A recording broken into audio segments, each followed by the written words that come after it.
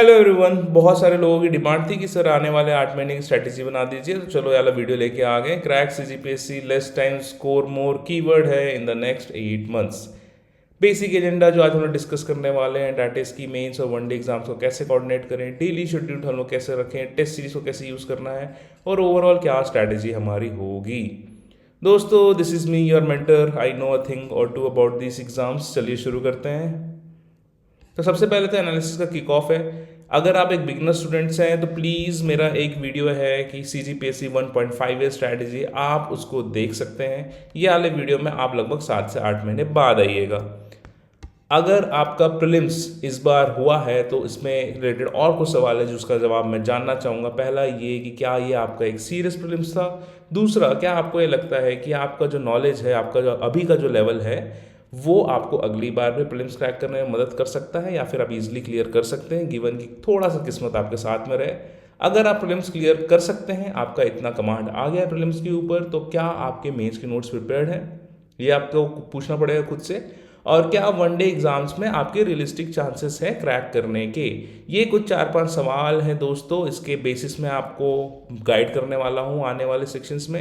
अगर आप absolute beginner है तो ये पर्टिकुलर वीडियो आपके लिए नहीं है। ये पर्टिकुलर वीडियो ऐसे लोगों के लिए टारगेटेड है जिनका प्रीलिम्स बहुत बहुत सीरियस मेहनत के साथ उन्होंने दिया था, लेकिन किसी कारणवश इस बार उनका प्रीलिम्स क्वालिफाई नहीं हो रहा है। तो नेक्स्ट 8 मंथ में ऐसा क्या करें कि नेक्स्ट बार प्रीलिम्स भी क्वालिफाई हो जाए, वनडे एग्जाम्स में भी ठीक ठाक चांसेस रहे और मेंस भी बहुत अच्छे से प्रिपेयर हो जाए। तो दोस्तों, कह सकते हैं कि एक थोड़े से एक्सपीरियंस्ड एस्पिरेंट जिसको एटलीस्ट एक प्रीलिम्स का सीरियस प्रिपरेशन का एक्सपीरियंस है, उस पर डिपेंडेंट है पर्टिकुलर वीडियो। चलिए स्टार्ट करते हैं। तो सबसे पहले मिशन नौकरी देख लीजिए। देखिए, मिशन नौकरी के दो रास्ते हो सकते हैं। एक जो सीजीपीएससी से होकर गुजरता है, एक दूसरा जो एक वनडे एग्जाम के लग से होकर गुजरता है। अगर आप एक सीरियस एस्पिरेंट है, आपने एक प्रीलिम्स भरपूर तैयारी के साथ दे चुका है और आपको वनडे एग्जाम से अपना लक ट्राई करना है, तो मैं आपको बस यही बोलूँगा कि आप ऐसा करो कि जितना भी प्रीलिम्स वाला सिलेबस होता है, प्रीलिम्स में सीजीजीएस और इंडिया जीएस का, सीजीजीएस पूरा और इंडिया जीएस में तो आप जानते हैं history, polity, geography, economy, environment, science, current affairs. आपको क्या करना है, आपको ये प्रीलिम्स वाला सिलेबस रट्टा मारते रहना है और आपको घटना चक्र ऐड करके यहाँ पे इस पर्टिकुलर फैक्चुअल या वन लाइनर लैंग्वेज को इम्प्रूव करते रहना है। वनडे लक का सिंपल सा बात है। अगर आपको लगता है मेरी प्रीलिम्स की तैयारी ठीक है लेकिन मेंस में मुझे नहीं लग रहा है कि मेरा उतने चांसेस है या फिर मैं कर पाऊंगा, तो आप ऐसे करिए, जो प्रीलिम्स का सिलेबस है उसको कई चक्री मार मार के पढ़ते रहिए, उसको रोटेट कर करके पढ़ते रहिए और जितना ज़्यादा हो सके पास्ट ईयर क्वेश्चन पे फोकस करिए, मैथ्स पे फोकस करिए और लैंग्वेज पे फोकस करिए। यही है वनडे लक। वनडे लक कुछ नहीं है, आपको बस देखना है कि कौन सा पेपर आने वाला है और आपको ज़्यादा से ज़्यादा पास्ट ईयर क्वेश्चंस देखने हैं और ज़्यादा से ज़्यादा लैंग्वेज, मैथ्स, कंप्यूटर में ध्यान देना है। ये हो गया वनडे एग्जाम्स की बातें। दूसरे जो कैटेगरी ऑफ स्टूडेंट होगा वो ये होगा कि देखो यार, नौकरी तो चाहिए लेकिन एक डिसेंट अच्छी राजपत्रित अधिकारी बन जाते तो ज़्यादा अच्छा रहता। सीजीपीएससी की तरफ चलते हैं। तो सीजीपीएससी में देखिए दो फेजेस है, एक नोट्स मेकिंग वाला प्रोसेस है, दूसरा ये नोट्स को अप्लाई करके टेस्ट सीरीज देने वाला प्रोसेस है। तो आपको क्या करना है कि सिंपल सी बात समझनी है कि मान लीजिए चलिए आपके प्रीलिम्स की तैयारी हो गई है। प्रीलिम्स की तैयारी का मतलब ये है कि आपको सीजीजीएस आता है और पेपर 3 मोस्टली आता है, ठीक है। पेपर 7 आपको कुछ नहीं आता है, 6 नहीं आता है, 4 के कोई पोर्शंस नहीं आते हैं, पेपर 1 नहीं आता है, 2 नहीं आता है, ठीक। तो आपका मेन काम ये रहेगा कि जो डेडलाइन मान लीजिए अगस्त 1 मान लीजिए आपकी डेडलाइन है, आपको क्या करना है, यहाँ पे आपको पूरा नोट्स मेकिंग करना है। आपको दिन लगे रात लगे, दिन रात लग जाए, 2 घंटे सोना है, 4 घंटे सोना है, 6 घंटे सोना है, आई डोंट केयर। 1 अगस्त के पहले आपका सीजीपीएससी मेंस के हर टॉपिक के एटलीस्ट 1.5 पेज के नोट्स तैयार हो जाने चाहिए या फिर बुक में मार्क्ड हो जाने चाहिए। अगस्त के बाद हम लोग कोई भी कंटेंट सर्चिंग नहीं करेंगे। जो कंटेंट हमारा तैयार हो गया अगस्त में, उसी को हम लोग रिवाइज करते रहेंगे जब तक हमारा मेंस नहीं निकल जाता। तो पहला स्टेप यही है कि अगर आप सीजीपीएससी टारगेट कर रहे हैं अपने सरकारी नौकरी के लिए, तो आपको नोट्स मेकिंग बहुत ही सीरियसली लेना है। डेडलाइन है आपकी अगस्त 1 के पहले। अभी जून चल रहा है, जुलाई, ठीक है, जून जुलाई, चलो अगस्त भी मान लो, पूरा अगस्त भी मान लो। ये जो 90 दिन है, 80-90 दिन है, इसमें आपको जितने भी नोट्स प्रिपेयर करने हैं, पेपर 7 के, फिलॉसफी के, सोशोलॉजी के, पब एड के, ज्योग्राफी के, इकोनॉमिक्स के, करंट अफेयर्स के जो भी नोट्स प्रिपेयर करने हैं, you have to get it done in these 3 months। दोस्तों, मेरा पर्सनल एक्सपीरियंस रहा है, जिसके नोट्स अच्छे प्रिपेयर हो गए हैं उसके आंसर्स अच्छे निकल के आए हैं। Your notes is equal to your answer. जितना मेहनत करना है कर लो। दिस इज मेरे हिसाब से it is 80% of the game in CGPSC कि आपके नोट्स कितने अच्छे से तैयार हो जाते हैं। इसमें मेरी एडवाइस यही रहेगी, छत्तीसगढ़ के नोट्स प्रिपेयर करने की ज़रूरत नहीं है। इंडिया का हर टॉपिक का अपना एक हैंड रिटन नोट्स होना चाहिए।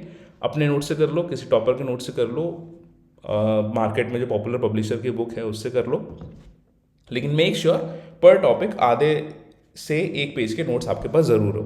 ठीक है, तो इसे मेन टारगेट करना है पेपर 7-6 को और 5-4 को। तो ये हो गया आपका नोट्स मेकिंग वाला।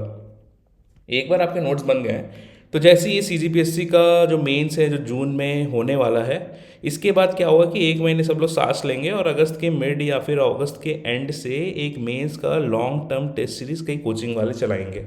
ठीक है, देख लेना कौन चला रहा है। अगर कोई नहीं चला रहा है, कोई एक चला रहा है तो उसमें ज्वाइन कर लेना। अगर 2-4 लोग चला रहे हैं तो देख लेना कि इसमें ज़्यादा स्टूडेंट्स आ रहे हैं, वो टेस्ट सीरीज ज्वाइन कर लेना। एंड मेक श्योर कि एक लॉन्ग टर्म टेस्ट सीरीज हो।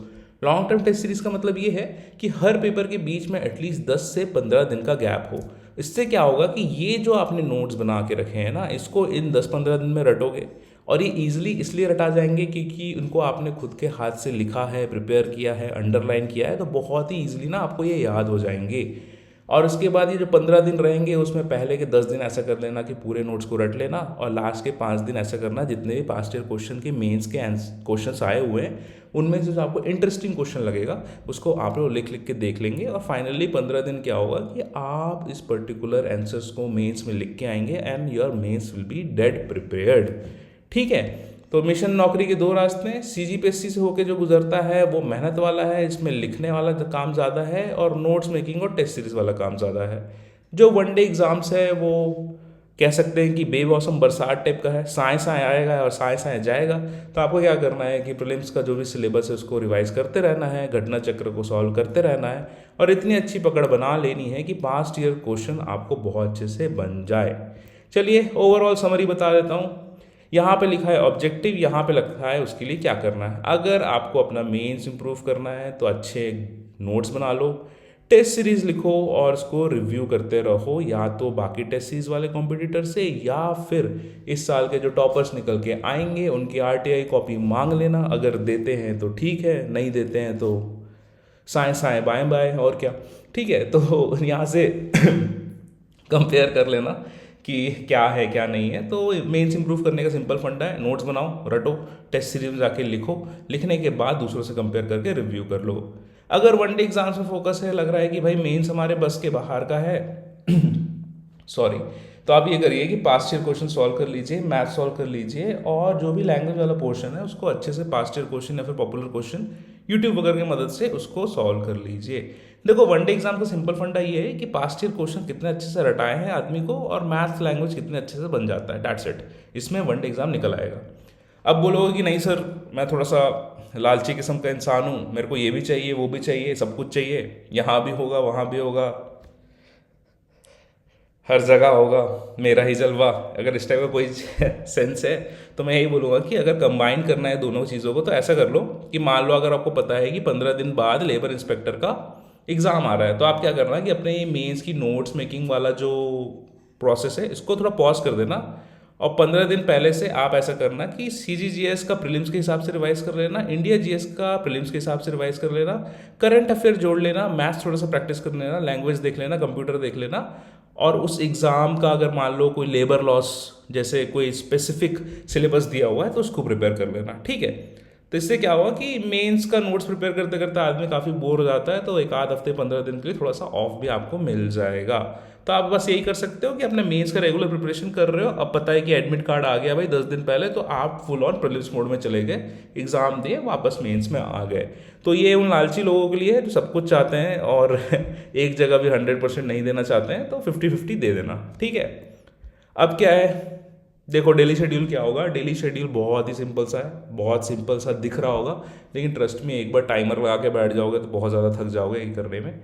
6 घंटे पढ़ना है टोटल, 4 घंटे मेंस को दे दो, 2 घंटे आप वनडे एग्जाम को दे दो।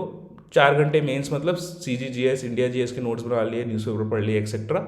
2 घंटे वनडे का मतलब है मैथ्स लगा लिए, लैंग्वेज लगा लिए, करंट अफेयर लगा लिए, सॉल्व कर लिए, कुछ टेस्ट सीरीज दे दिए, लॉ पढ़ लिए एक्सेट्रा। ठीक है, डेली शेड्यूल 6 घंटे से ज़्यादा का नहीं है। ठीक है, की पॉइंट्स क्या है कि पहली बात तो ये है कि नोट्स कंप्लीट कर लो, अगस्त है डेडलाइन।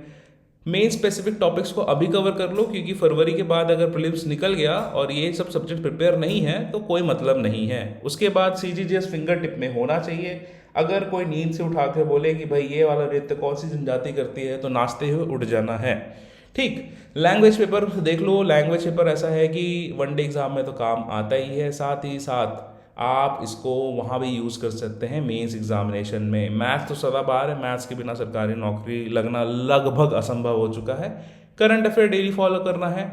कंप्लीट कर लो at least 3 mains test series before December के पहले 3 चक्री घुमा लेना। ठीक है, पेपर 3 3 बार लिख लेना, पेपर 7 3 बार लिख लेना, पेपर 1 लैंग्वेज 3 बार लिख लेना। ये 3 बार लिखने से क्या होता है कि जैसे ही आपका प्रीलिम्स क्लियर होगा ना फरवरी में, आपके अंदर एक आग आएगी और आपका बस एक ही काम रहेगा कि भाई बैठ के तो अब बस रिवाइज करना है। नोट्स बने हुए हैं, मैंने रटे हुए हैं, 3 बार उनको लिखा है रट के, तो अब ज़्यादा आपके पास रहेगा नहीं। तो उस टाइम आप क्रिएटिविटी करते हुए थोड़ा सा रिलैक्स होके काफ़ी पॉजिटिव माइंडसेट से अपना एग्जामिनेशन दे सकते हैं। Last but not the least, don't give up, be consistent. धीरे से ही सब कुछ आएगा। एट फर्स्ट काफ़ी डिफिकल्ट लगेगा ये, जून में बहुत डिफिकल्ट लगेगा, जुलाई में ऐसा लगेगा कि यार हो ही नहीं रहा है, अगस्त में लगेगा टोटली इम्पॉसिबल है, सितंबर तक नोट्स प्रिपेयर हो जाएंगे तो कॉन्फिडेंस आएगा, अक्टूबर तक मेंस की टेस्ट सीरीज आ जाएगी, नवंबर तक आप मेंस की टेस्ट सीरीज टॉप कर रहे होगे, दिसंबर तक आपकी मेंस की टेस्ट सीरीज कंप्लीट हो जाएगी, और जब आप प्रीलिम्स के मोड में शिफ्ट करोगे तो ऑलरेडी आपको सारी चीज़ याद रहेंगी, क्योंकि आपने साल भर वनडे एग्जामिनेशन में भी बहुत बार प्रीलिम्स को रिवाइज किया है। करंट अफेयर सब पढ़े पढ़े लगेंगे, क्योंकि वनडे एग्जाम्स के लिए आपने बहुत सारी मैगजीन रटी होगी और वहाँ पे आपके लिए कुछ भी नया नहीं बचेगा। जैसे प्रीलिम्स आ जाएगा, उसको क्वालिफाई कर लोगे तो उसके बाद फिर 3 महीने में फिर से वही मेंस वाली चीज़, जो चीज़ आपने पिछले 5 महीने में करी है अगस्त से लेकर दिसंबर तक, उसको आप एक बार और करोगे, तो भाई उसी चीज़ को 1000 बार करोगे तो कैसे एक्सपर्टीज नहीं आएगी। तो सिंपल फंडा है, रेपिटिशन रेपिटिशन रेपिटिशन। जितना ज़्यादा अभ्यास करोगे उतना ज़्यादा वो चीज़ ईजी लगने लगेगी, उतना कम डर लगेगा और उतना ज़्यादा कॉन्फिडेंस आएगा पूरे के पूरे प्रोसेस में। ठीक है दोस्तों, और लास्ट का स्पेसिफिक ज्ञान, दैट इज़ कि टारगेट योर ड्रीम जॉब। देखो, ऐसा कोई भी जॉब करने का मतलब नहीं है जिसको करते हुए दूसरे जॉब के सपने आए। कई लोग होंगे डेस्परेट लोग जिनको नौकरी बोले तो सरकारी नौकरी, मैं कुछ भी करूँगा, मैं प्यून बन जाऊँगा, मैं जिला स्तरीय कुछ भी भर दूंगा, मैं फाइलें इधर से उधर ले जाऊँगा, मैं जी सर बोल के पानी पिलाऊँगा सबको। तो ये हो सकता है कईयों को काफ़ी सुख दे, लेकिन गिवन आपकी क्वालिफिकेशन और जितना आपके पेरेंट्स ने इनपुट दिया है आपके एजुकेशन में, मुझे नहीं लगता है कि ज़्यादातर लोग को ये सूट करेगा कि वैसे जॉब करें सरकारी जॉब के नाम पे। तो just target your dream job. अभी नहीं मिलती है तो इसका मतलब ये नहीं है कि आप किसी ऐसे जॉब प्रोफाइल में जाएंगे जिसके लिए आप बहुत ज़्यादा ओवर क्वालिफाइड है। सिंपल सी सीधी सी बात, अगर प्यास लगी है इसका मतलब ये नहीं है कि तुम जहर पी जाओगे, है ना। प्यासे रहो, हो सकता है मिनरल बॉटल मिल जाए, बरसात हो जाए, है ना, आसमान में मुंह खोल लेना, हो सकता है कि प्यास बुझ जाए। तो भाई just because you are thirsty that does not mean you are going to drink poison. समझ लो इस चीज़ को, जस्ट बिकॉज यू आर बेरोजगार इसका मतलब ये नहीं है यू विल डू एनी सरकारी जॉब जस्ट बिकॉज वो सरकारी है। ठीक है, अपनी मेहनत देखो, अपने एजुकेशनल क्वालिफिकेशन देखो, अपने सपने देखो, अपने लाइफस्टाइल देखो और उस हिसाब से जॉब टारगेट करो। ठीक, जब पता है यार पर्टिकुलर जॉब में मैं खुश नहीं रहूँगा, खुश नहीं रहूँगी, तो कोई सेंस नहीं बनता है उस पर्टिकुलर जॉब को ज्वाइन करने के लिए, क्योंकि एक बार आपने किसी जॉब को ज्वाइन कर ली, वो job will become 70% of your time, और जो नेक्स्ट 30% उसमें इतना थक जाओगे कि कुछ भी पढ़ नहीं पाओगे। तो target your dream job, don't do a job just because it is a सरकारी जॉब। नो कि आपका क्या एजुकेशनल क्वालिफिकेशन है, आपका लेवल क्या है, आपका लाइफस्टाइल क्या है, आपकी फैमिली बैकग्राउंड क्या है, उस हिसाब से join a job that suits you. ठीक है, I hope everything is clear, की पॉइंट्स क्लियर है, डेली शेड्यूल बता दिया है, कैसे कैसे चीज़ों को इम्प्रूव करना है और क्या क्या चीज़ों को फोकस कर रहा है ये क्लियर है। मिशन नौकरी बता दिया, CGPSC के लिए क्या करना है, वनडे लक के लिए क्या करना है, एनालिसिस की बेसिस में स्टार्ट किया था। This is me, okay.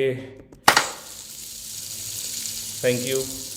Agenda बता दिया and most importantly crack CGPSC in less time score more 8 महीने में। ठीक है, कंसिस्टेंट रहो, डेली प्लान करो, most of the time mains में दो। जब वनडे एग्ज़ाम आ रहा हो तो उसके 1 हफ्ते 15 दिन पहले उस वनडे एग्ज़ाम में रम जाओ, फिर वापस आ जाओ, नोट्स बनाओ, टेस्ट सीरीज दो, एटलीस्ट 3 टेस्ट सीरीज कंप्लीट कर लो and let's see what happens. बाकी तो डिपेंड करेगा माँ सरस्वती पे कि वो क्या चाह रही हैं। ठीक है, ऑल द बेस्ट। 8 महीने की स्ट्रैटेजी दे दी है। कमेंट सेक्शन में बता देना कि कौन से और वीडियोस, कौन से टॉपिक्स में वीडियोस बनाना है। ठीक है, thank you, all the best, जय हिंद।